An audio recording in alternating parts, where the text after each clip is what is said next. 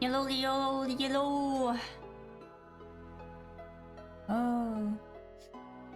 Hello, Neoshuvi. Hey, Craigle. Hey, Apu. Thank you for the resubscription. 6 months. Let's go. Man, 6 months already, huh?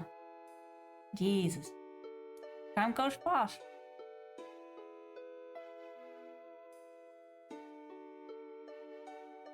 How are you all doing today?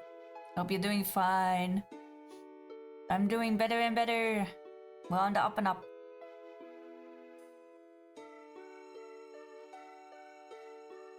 Now, if only I could get my sleeping in order, then we would probably be golden. Imagine getting proper sleep. Wouldn't be me.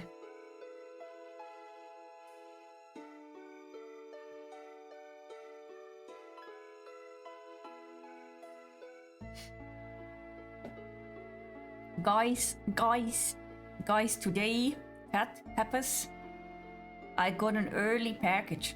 An early package with the camera that I ordered to do the productive streams. It already arrived, so I can set it up this weekend, and we can check which day we can do like a productive day.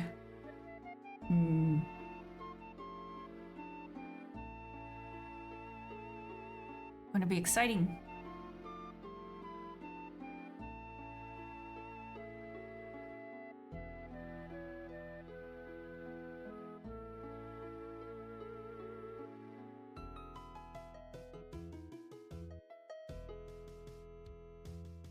Wait, can you guys hear me? Or am I like yapping to myself again?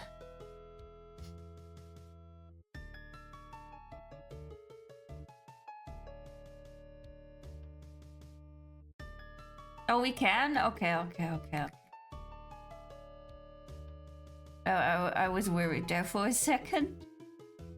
I was like, it is showing that I am transmitting audio.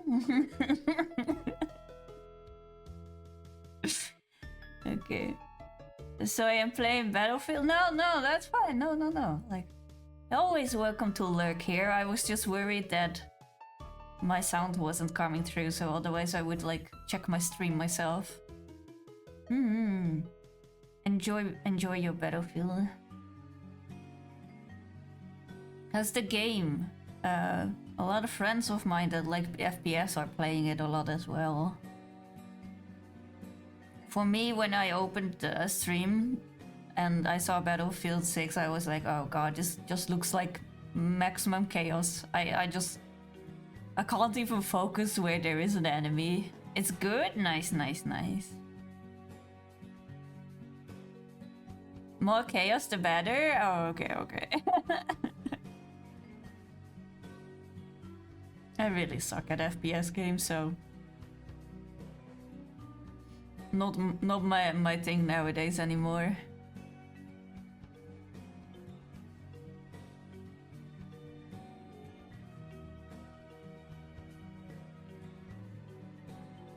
Oh, I wanted to say something else, but I forgot. Oh yeah. Aren't you Destiny main? Good joke. So the one game I'll absolutely never stream. No. It's uninstalled even at this moment. Bungie ain't getting any money out of me anymore. But it's not like it's a bad game, it's just all my friends have moved on as well. And then, like any multiplayer game, right? It's always more fun with friends. And I'm also not personally dedicated to get like challenges or something. I don't. I'd rather open up a different game and then spend my time in there than trying for hours to like clear a dungeon or solo whatever raid encounter. We're chill and cozy streamers. here in this corner of the internet. Well, we might try hard at Hades though, so maybe I'm somewhat lying. Man, that the day would come that I'm like annoyed at myself when I mess up against a boss in a roguelike. I never saw that day coming. First Hades 2 patch preview today, by the way. I saw that you can opt in and everything, but they changed a lot of like skills, which is fine if it's just a balancing patch, but yeah. They also give you like more currency and everything for every stuff, and I thought the game was kind of fine currency-wise though. OP builds are by gold. Okay, that should be fine, right? Because everyone was like running. What was it? Like Apollo and Zeus? Oh man, the speedrunner people are gonna be in shambles. Oh shit. I suppose they can just have like world record patch 1, I guess. Patch 1 onward. I also saw they added like more story stuff. But they said mainly to the underworld. So I don't know if I should like wait for the patch if it is like big changes. Because it even said like voice lines and everything, so it's like quite something. I appreciate the new quality of life that allows you to re-experience stuff you might have missed. Yeah, to be honest, yeah, that's a good thing, I was really amazed that they added that in. Because that's quite some work, I bet. Because then you need to reload the whole save state and everything. But that's really good, right? Because then you can just... like, you don't need to make a whole different file. You can just do it in your own the one that you already have everything unlocked in and spend time in and everything. I think that's good. Yeah, that's good.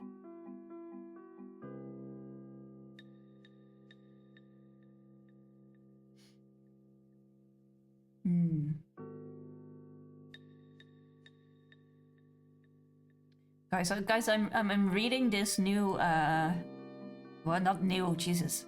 I'm reading this, for me it's new. This manhwa I found. I was browsing silly videos yesterday on YouTube, and what was it? One of the channels that I follow was like, one of the best female MCs in Webtoon history. Like maximum clickbait title, of course. But the art on it made me be like, oh, that's interesting. And it's called... what is it? For those who don't know, it's like Korean comics that you can scroll. They're made for mobile. So they're in vertical long form. And they actually are taken into account that you scroll on your phone or a tablet or any like vertical monitor, right?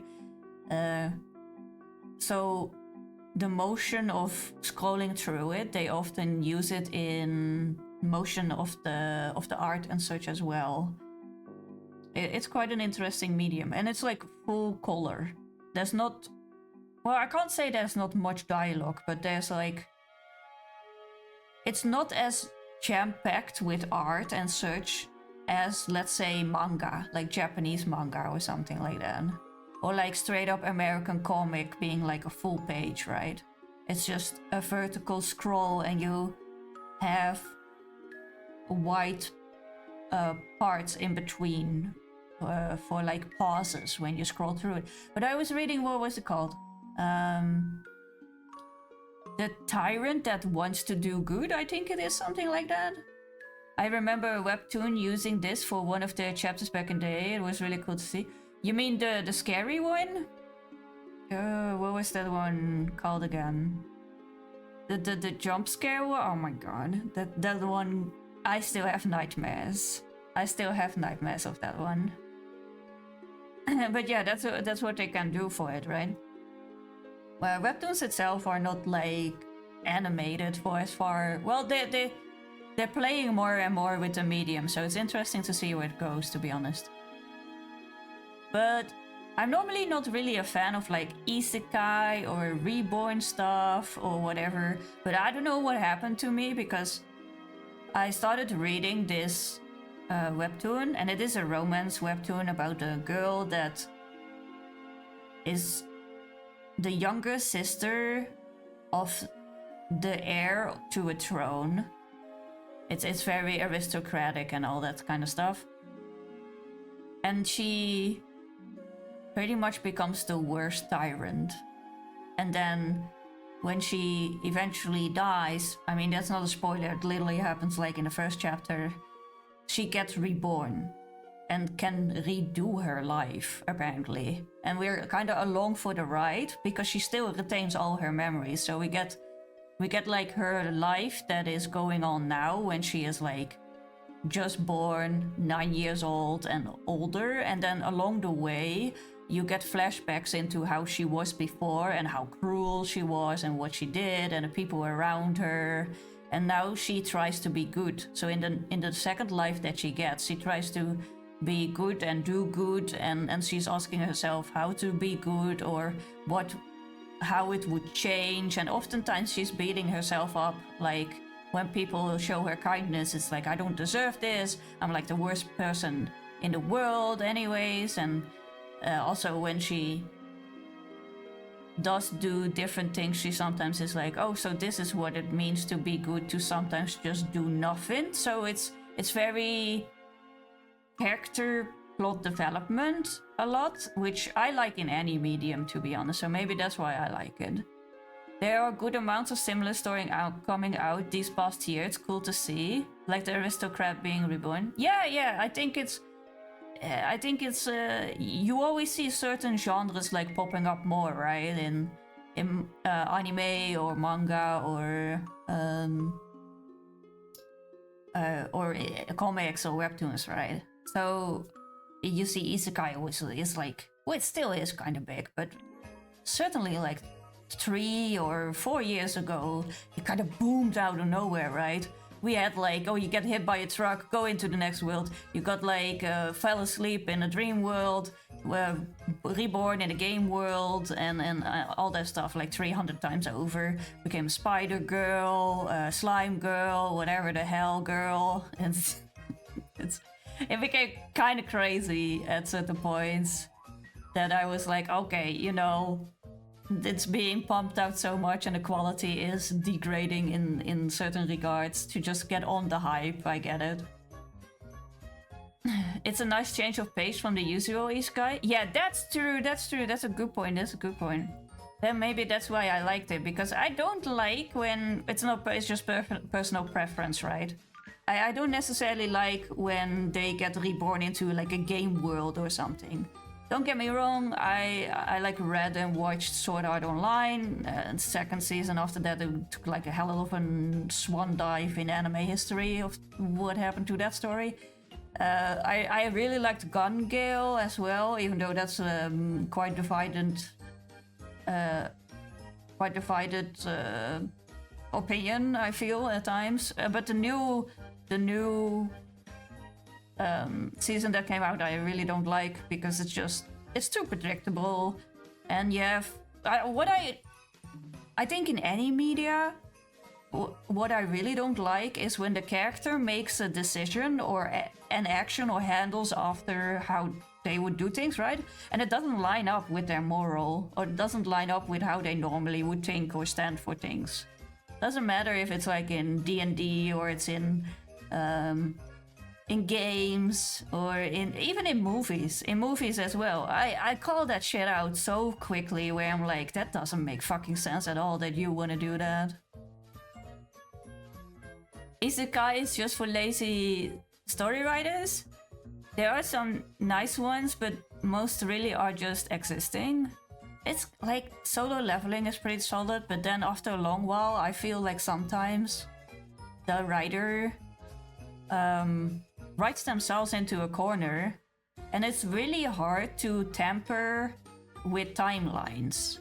I read a ton of high fantasy books, like the big 700 to 800 pages books.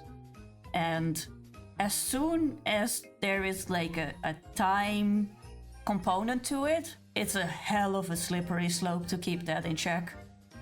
Especially if you like parallel world stuff, or someone that comes from a future timeline or a past timeline. That is the it's really rough to keep it in.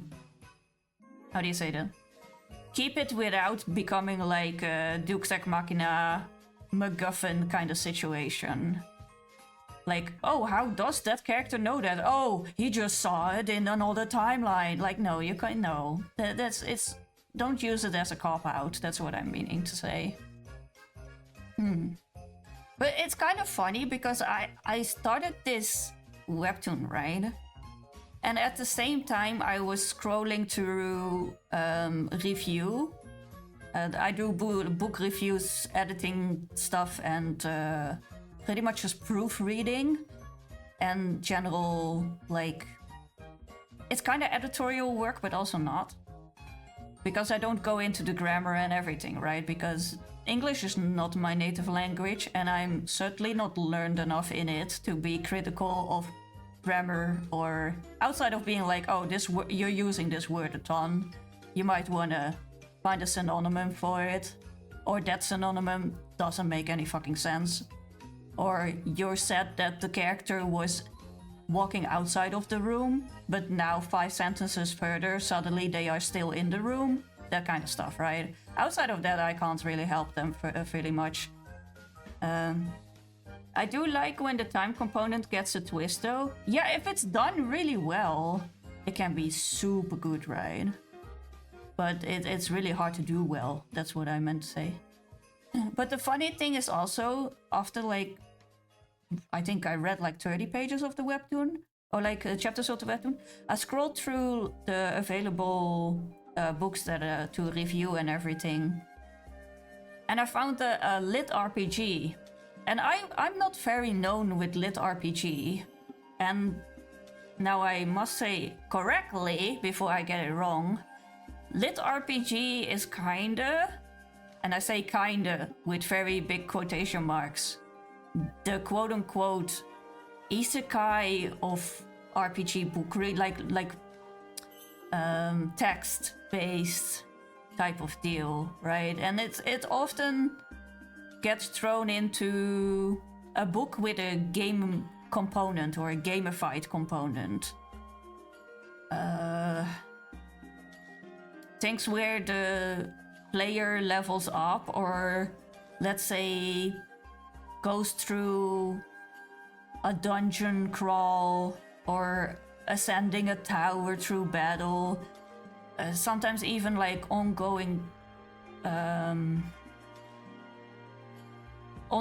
tournament arcs, but the character actually needs to like level up, so there needs to be a leveling component, or the character needs to become stronger. And this can be just written, but it can be as extensive as you actually getting actual numbers for a character sheet, and you know exactly how much intelligence you have, or stuff like that. It can become really, really extensive. And I didn't know this was actually such a big genre that is up and coming for like a year now. And I'm always open to read different kind of stuff, right? So I saw a book with a synopsis where I was like, oh, this is interesting, I might want to read this. And I saw what the writer wants as feedback or stuff like that, and they could give me then a free copy to review it and everything. So, but I also saw the genre being lit RPG, and I had no clue what it was. But I'm still gonna give it a try, because I read like the first 2 pages to get because I always ask for like a preview, or can see on the website they often have a preview of like a few pages or such, if the writing style even resonates with me. Because in my eyes, there's no reason for me to spend hours on a book that I don't vibe with the writing style, that just feels hard for me to go through, right? It's okay to have highbrow literature like Russian or very old Latin type that is translated in English or stuff like that, or what is it like? What is a good writer for that? Like Gravity Rainbow. I forgot who the writer was. Give me a moment. Yeah.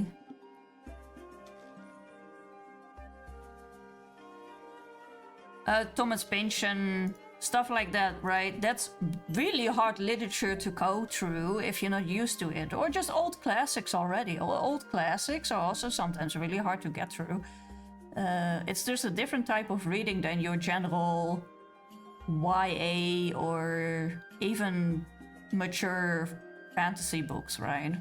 And sometimes the prose can be very purple, as we say. So it's very verbose, a lot of extras, a lot of describing the surroundings, or player goes here, or person goes there, person grabs this, person does this, and then in like 500 different words and such. And sometimes people just want to be like, the main character slaps the person on the right cheek or something, right? And they don't want to hear the angry looking main character huffs 5 times and turns around, looking furiously into the eyes of the whatever older character is in there, and reaches behind them with a clasped hand, or like with an outstretched hand, forcefully bringing it forward, connecting to the right milky skinned cheek of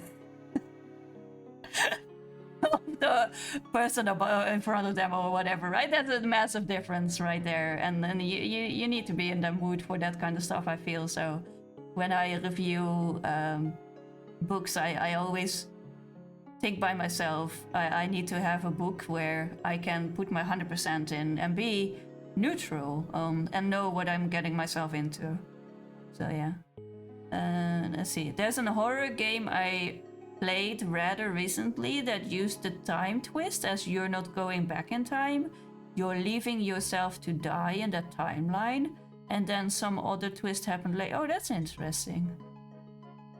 A novel having light RPG as a genre sounds original. It's not light RPG, it's lit RPG. You write it like this. So it's literature RPG, but then it is not. It is confusing that it is called this way, but it's like it has like the gamified component to it, or because it's. I mean, what is actually the straight up? Hold on, before I say. What is the straight up meaning of RPG? Yeah, it's a role-playing game, right? So it's literature role-playing game, I guess. Which I find interesting that they kind of throw Isekai stories under that. That's why I find it rough, because it doesn't necessarily mean like when the main character gets reborn, because this lit RPG always starts the same, pretty much, right? Something happens to the world or the main character, and they get turned into a whole different world or whatever, and they need to find their way in there. But it doesn't mean that you have that as essence, which is also the essence of Isekai, necessarily fall under the lit RPG genre. Because it doesn't need to have like a character growth in stats wise component into it. That's why I find it kind of like iffy. One of my favorite isekais is Dot Hack. Dot Hack was so good. Oh man, that's so long ago. But it was so good. I remember it being like certainly one of my earlier sci-fi type of shows. What was it? Dot Hack. Dot hack. Oh god. It was not straight up dot hack, it was dot hack something. Dot hack sign? Yeah, exactly, that one. Yeah. Oh man. The good old days of anime. I mean, it wouldn't fly nowadays anymore, right? Because a lot of people don't want animes that go too slow. And I always give Dog That Roots is nice slow.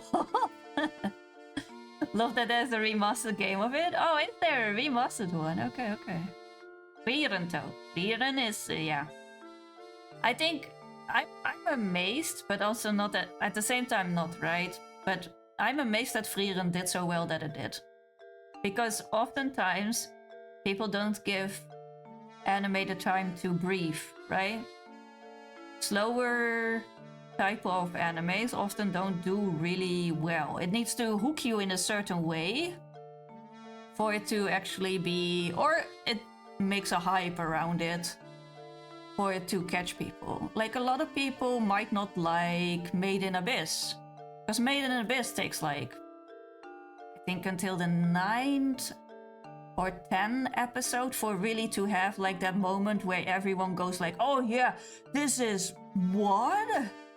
Well, I already love the story. I'm reading the manga as well, but I already love the story from like the first or the second episode because it's just a slow story that explores the characters. But yeah. A lot of people dropped Frieren early. Okay. I think it's because for once the loud minority that cry about anime being slow took longer to find out about Frieren. Oh, okay. But it stands atop of Mal for a reason. I think what Frieren does really well is the music. Because in the beginning I was also like, okay, this is going quite slow and where are we going with this? But it's like, it's literally the journey, right? It's in the freaking name pretty much. It is the journey alongside her. So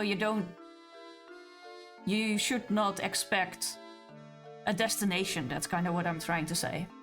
You should just like go along for the ride. But to go along for the ride, the characters need to be really solid. The world needs to be really solid.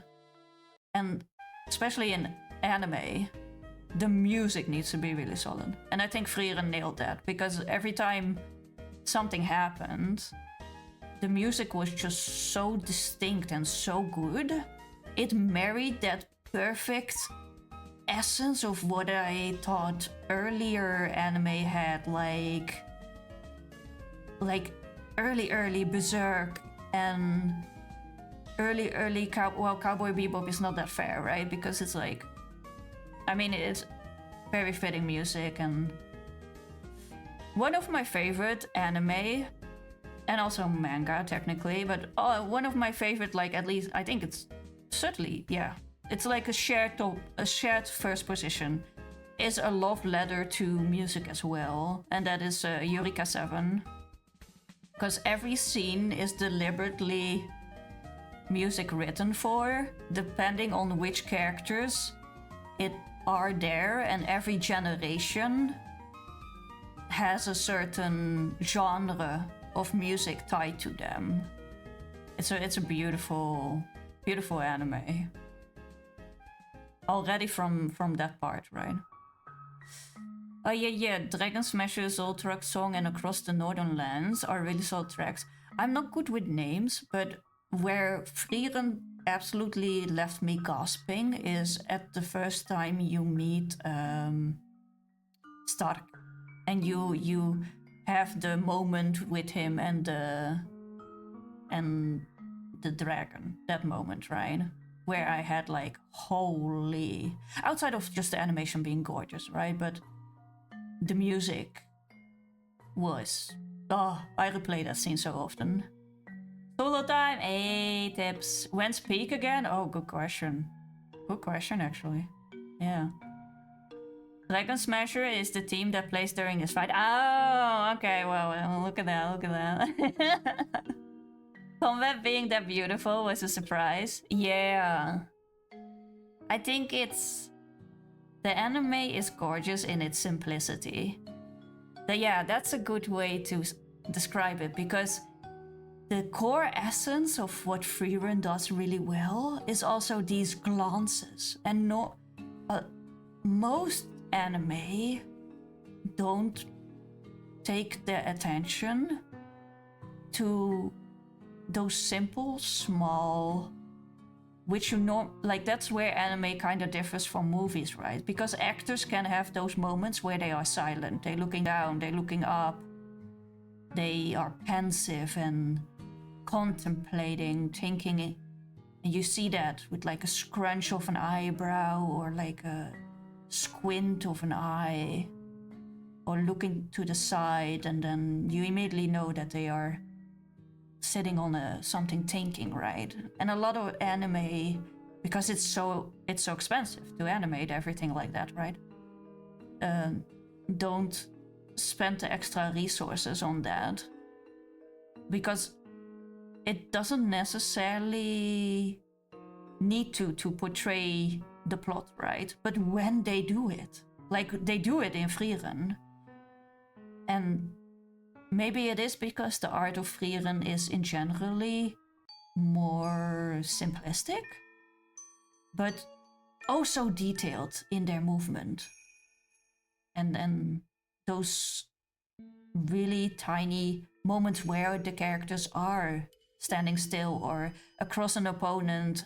I remember with Fern, one of her, like, the first big battles with her, where she holds her staff against the opponent. He says something, and then she's silent, and you just see her thinking. They animate the eyes and the glances, and she hears Stark to the side, and the character looks over. It's so well done.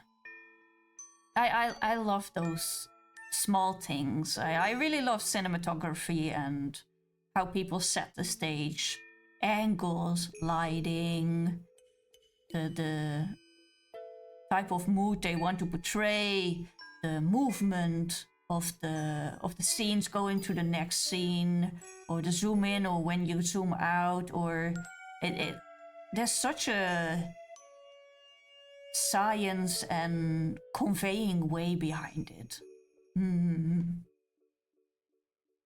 I sometimes you have people that watch movies of certain directors, right? And then whenever the new movie of that director comes out, they are like, okay, I'm gonna watch it. Doesn't matter what it is or whatever, right? I'm that way with certain cinematographers, because if I see a cinematographer that I really like, that worked on the movie, and then I'm like, oh, who's in this movie is quite amazingly captured. Who's behind this? And then I see the same name again. I make like a mental note of it and be like, oh, I should like bookmark this person and see what other stuff they work on. But it's because probably I come from an artist background. So I look at art in general as a different medium anyways. I'm also that person that, you know, on IMDb, if you scroll down back in the day, you had like the trivia and the spoofs, or like the where you, I'm that person that notices when there is when there's like an eating scene in a movie. I'm like, oh my god, that's so daring. If they are actually eating or something, because I will actually clock when they take a sip and they put the glass down. The angle shifts and changed, and I see if the glass is refilled or something or not, or it's like if it's in multiple takes, right? Or there's one horrible part in most action movies is when they have like a fight or a chase in the water, and then they climb from the boat into the boat, and then the next scene when they're having the conversation in the boat, suddenly the clothes are like way more dry or something. I'm like, how do you mean you just came out of the water? Cheers, I'm the beard. Nah, I don't edit stuff and stuff like that. I actually have an IMDb entry. I'm famous. Oh my god, that's nice. I do have a letterbox though, but I don't really do much with it anymore because I'm mainly on books and writing reviews and edits for that kind of stuff. Yeah. Yeah, but I immediately clocked that shit because I'm just so like I'm so focused on all tiny freaking details, even in life itself, and it's actually a bothersome habit that I just can't turn off. I wish I could just take like 5 steps back and look at the whole, right? But that's not how my brain works. Yeah.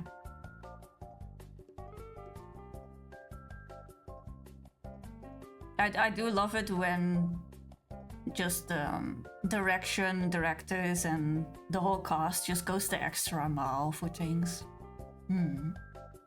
Mario Party time again. Oh, the song. Yeah. Mario Party 2 actually. Yeah. I always have the same playlist going in the start. It's sometimes I try a different video and then the video just pauses after a certain time. I don't know why it doesn't do this with this one. I beat the whole Mario Party 2 single player, so this song is burned in my head. Oh, I'm sorry. How did you play Mario Party single player? Just like CPUs? I don't know. I had like... I feel Mario Party is like friendship ending or making type of like stuff, right? It's stuff that you want to play with friends just because of how chaotic things become. There's a Super Mario mode where you go through World 1 to 8 and more playing different challenges. Oh, I didn't know that. To be honest, like the last Mario Party that I played is like Mario Party 1? Is it 1? Yeah. Yeah, it's just the original Mario Party. Yeah. I'm probably giving my age away saying that. I don't want to look up when it first released. All the ones after 2 have single player mode. Oh, okay. Let's see, from when is Mario Party?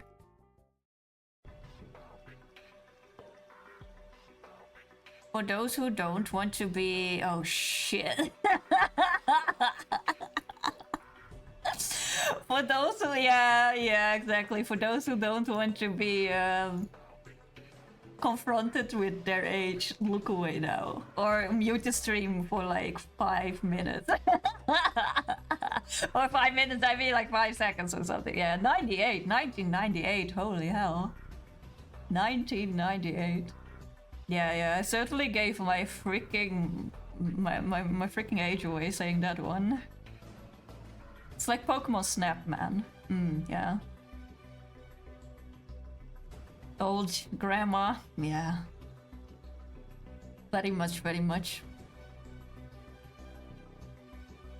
Guys, this is why I use the VTuber model, because like next week when you guys are gonna tune in to like the productive stream with the camera on my hands, you will see these wrinkly 70-year-old hands like being all tremory and this is the only way I can hold on to my youth, understand me? Wizened hands of justice, yeah. I don't know if I do justice, but yeah.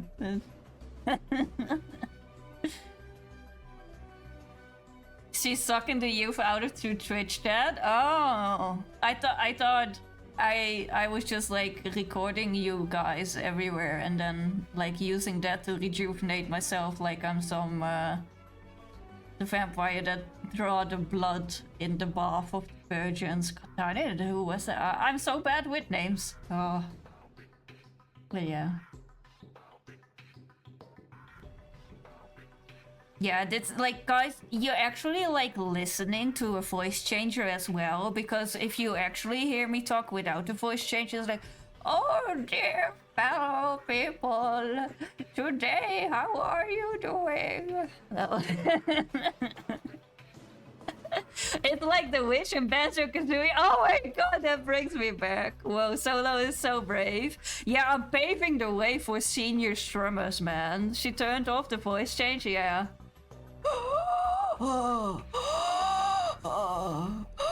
Today, the weather. It is quite sunny.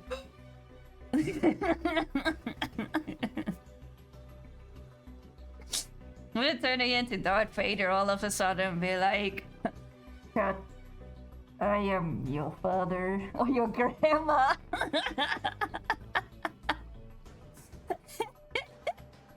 Sounds more like an asthma and old age there. Yeah, that's true. I mean, I'm on death's door. You don't. I already have a walker and everything. How do you mean?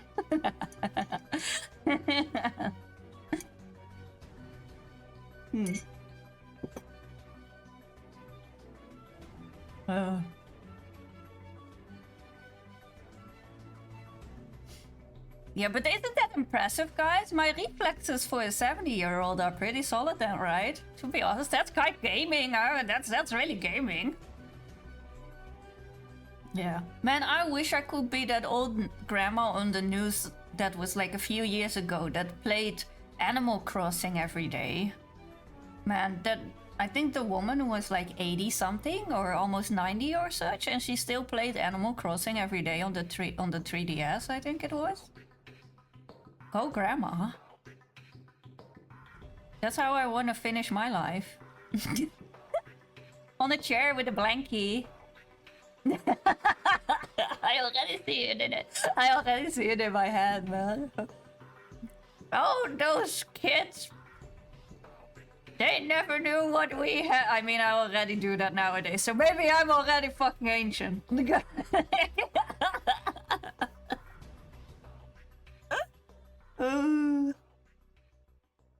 Yeah.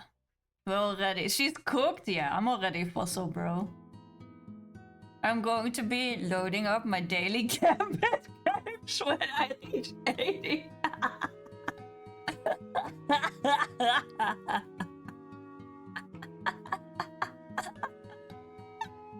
Just imagine, like, your like caretaker nurse walking around the corner, and she just hears, "Hive on the field, Guardian. Bring a sword." Collect those motes. Transmit firing. I would be absolutely dying as like the caretaker person. That would be so good. Just me and a certain Italian duking it out every day. You keeping PvP alive, just the two of you.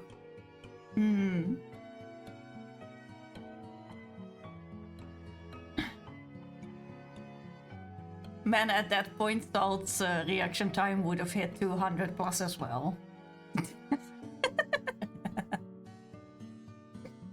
Oh, man.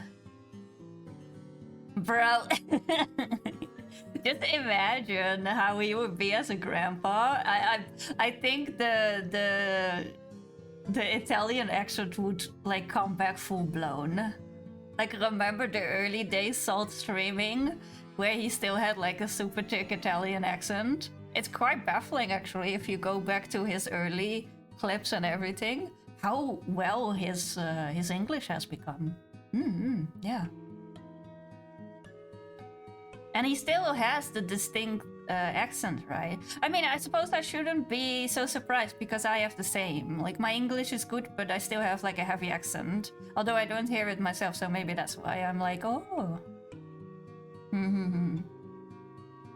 I slowly open up Hades. Solo accent? I mean, yeah. A lot of people say my accent is nice, even though I can't, like, imagine it.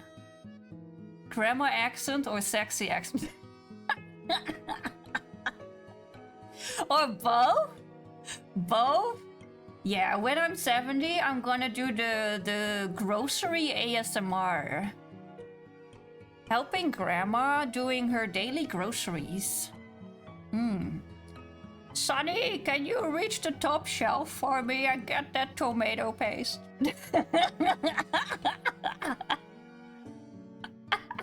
Wait, that's a new niche? I bet there's a I bet there's a market for it, for sure. To be honest, I do like I don't have a grandma and grandpa anymore, but I did like helping my grandma and grandpa with a lot of stuff. So maybe actually that is a big market. Hold up. I'm not gonna do ASMR anyways.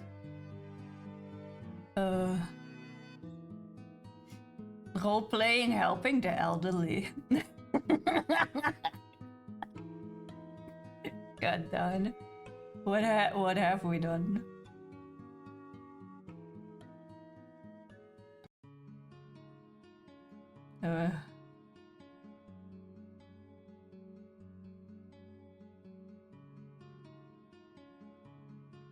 Will that be a good influence on the youth?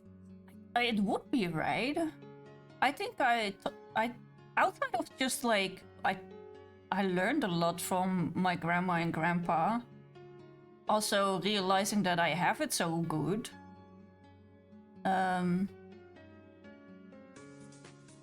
But I also have like a lot of tips and tricks and stuff that I still hold on to.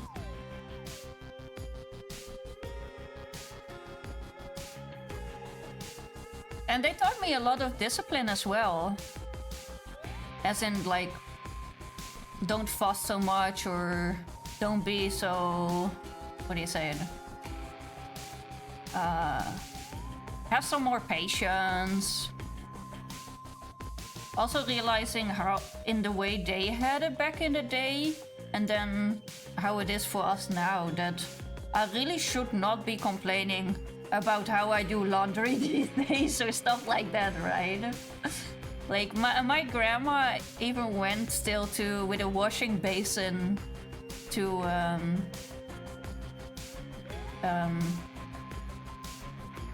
like the nearby river and such back in the day. And I had a great aunt that died when she was 105, almost 106, 2 years ago. So yeah, she, man, that woman, like, went through the whole technological revolution and pretty much like saw plastic come to life. It saw which is like baffling to think about, right? Because now plastic is in everything. And the car, the computer, oh my goodness. Plastic summoner.